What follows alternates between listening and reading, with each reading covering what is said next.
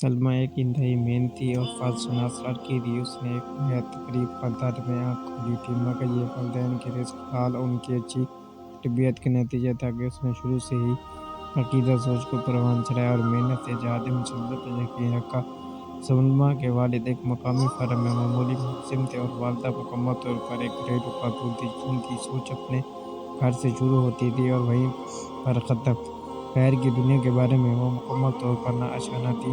Mister جبار ایک سیدھی سادی خاتون تھی جنہیں اپنے بچوں کو تعلیم دلوانے کا شوق جنون کی حد تک تھا۔ یہ وجہ تھی کہ نامساعد حالات کے باوجود بھی جبار صاحب نے اپنے بچوں کو حسب توفیق اسکول اور کالجوں میں پڑھایا۔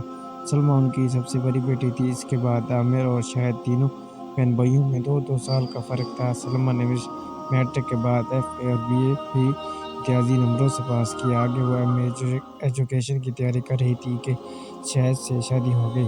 شاہد بنیادی طور پر ایک شریف اور مہذب انسان تھا۔ اس نے سلمیٰ کے ساتھ بہت اچھا سلوک کیا اور وقتی طور پر اسے بھی یہ محسوس ہوا کہ اس کے تکلیفوں کے دن کٹ گئے، مگر جلد ہی اسے اپنی خوش فہمی کا احساس ہو گیا کہ جب اس کے سسرال والوں نے اپنے رنگ دکھانے شروع کر دیے۔ اس کی ساس اور ایک نند نے 6 مہینوں میں اس کا نطاقہ بند کر دیا۔ سلمیٰ نہ صرف پڑھائی میں اچھی تھی بلکہ اس کی امی نے اسے گھرستی کے امور بھی بخوبی سکھا دیے۔ خانہ داری، سلائی کڑھائی سے لے کر ہر شعبے میں وہ طاق تھی، مگر اس کے یہ اسلوب ساس، نند اور حتیٰ کہ دیوروں کو بھی قطعاً نظر نہ آتے، بلکہ وہ وقتاً فوقتاً اسے بدسلیقی، جاہل، گنوار اور غریب جیسے القابات سے نوازا جاتا۔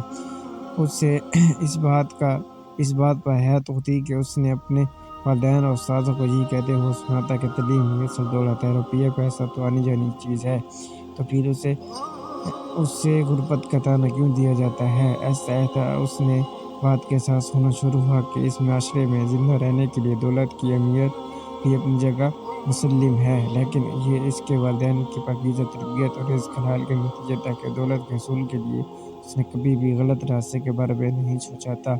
قدرت نے بھی اسے اپنی حالات کو بہتر بنانے میں مدد دی۔ سچ کہتے ہیں کہ نیت نیک ہو اور انسان کا عزم سچا ہو تو اللہ تعالیٰ غیب سے ایسی امداد بھی عطا کرتے ہیں جہاں سے اسے گمان بھی نہیں ہوتا۔ ایک دن سلمیٰ ایک پرانی سہیلی سے ملنے آئی۔ اس کی حالت دیکھ کر اور خاص طور پر اس کے سسرال والوں کا رویہ دیکھ کر اسے بہت افسوس ہوا۔ سلمیٰ بھی اس سچ کو چھپا نہ پائی۔ اس نے روتے ہوئے اپنی تمام داستان غم سے اسے سنا ڈالی۔ رضیہ اس کی ہمدرد سہیلی تھی۔ اس نے مشورہ دیا کہ علامہ اقبال اوپن یونیورسٹی کی فضلیاتی تعلیم کی سہولت سے فائدہ اٹھائے اور اپنا MA مکمل کرے۔ اسی طرح وہ گھریلو کام بھی کر سکے گی اور اپنی تعلیم بھی بڑھا لے گی۔ چنانچہ اس نے بھی کچھ بچت کر کے اور اپنے شوہر کی رضامندی سے وہاں اپلائی کر دیا۔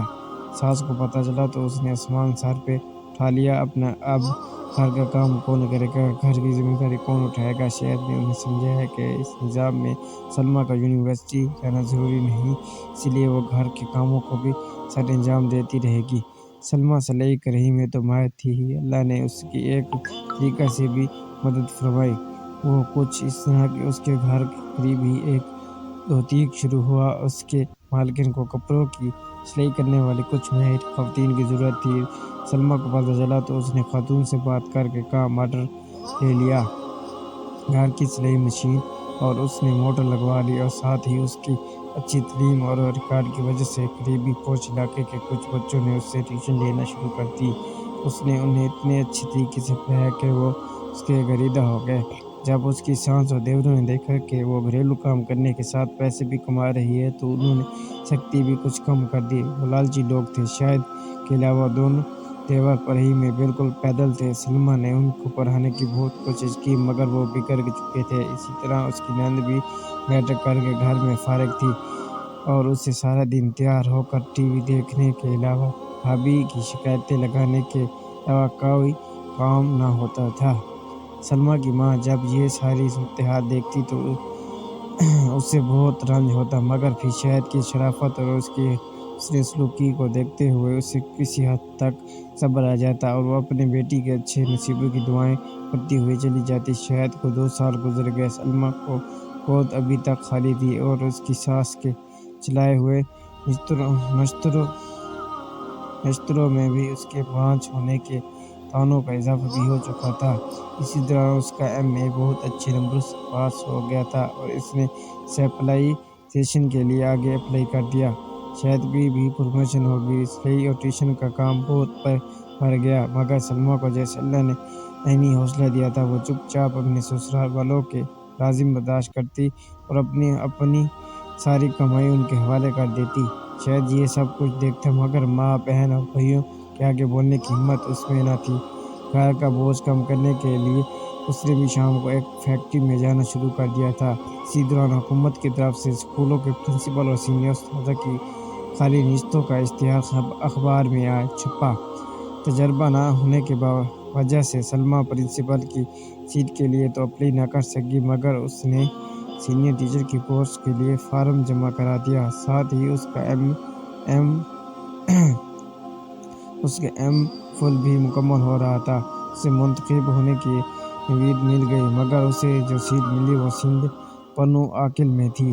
اس نے اپنے شوہر سے بات کی اور شاہد نے کچھ تگ مدود کے بعد اپنے گھر والوں کا آمادہ کر لیا۔ ان لوگوں کو محض پیسے سے غرض تھی، اس لیے کچھ پس و پیش کے بعد وہ مان گئے تھے۔ شاہد نے اپنے گھر والوں کے علم میں لائے بغیر اس علاقے میں ٹرانسفر کی کوشش کی اور اپنے افسران بالا کی منت سماجت کرنے کے بعد اپنی ٹرانسفر کرانے میں کامیاب ہو گیا۔ خدا نے جیسے ان دونوں کو صبر اور اچھی نیت کا ثمر دیا، جیسے ہی وہ دونوں پنو آکل میں شفٹ ہوئے، سلمیٰ کی گود بھی ہری ہو گئی۔ 5 سال تجربہ مکمل ہونے پر اس نے پرنسپل کے لیے درخواست دی اور تحریری امتحان میں پاس کیا۔ اچھی تعلیم، کیریئر اور شاندار ریکارڈ کو مدنظر رکھتے ہوئے انٹرویو پینل کے اراکین نے کامیاب امیدواروں میں اسے پہلے نمبر پر منتخب کیا۔ اسی دوران اللہ نے اسے ایک بیٹے اور بیٹی سے بھی نواز دیا تھا۔ شاہد نے اپنی بہن کا رشتہ دفتر کے ایک عمر رسیدہ کلرک سے کر دیا اور اپنے بھائیوں کو قرضہ لے کر باہر بھجوا دیا۔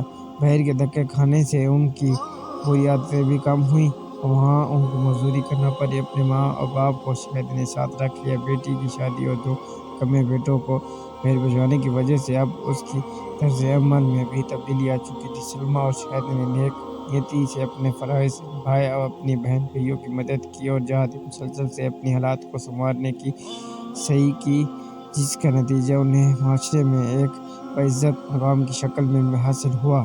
ہمیں بھی چاہیے کہ اگر زندگی میں کوئی راستہ دشوار گزرے تو مایوسی کے اندھیروں میں بھٹکنے کے بجائے اپنے رب سے رو لگائیں اور مستقبل سے مزاجی سے محنت کریں۔ اللہ تعالیٰ محنت اور اچھی نیت اور خلوص کا صلہ کبھی بھی رہ نہیں جانے دیتا۔ اللہ حافظ۔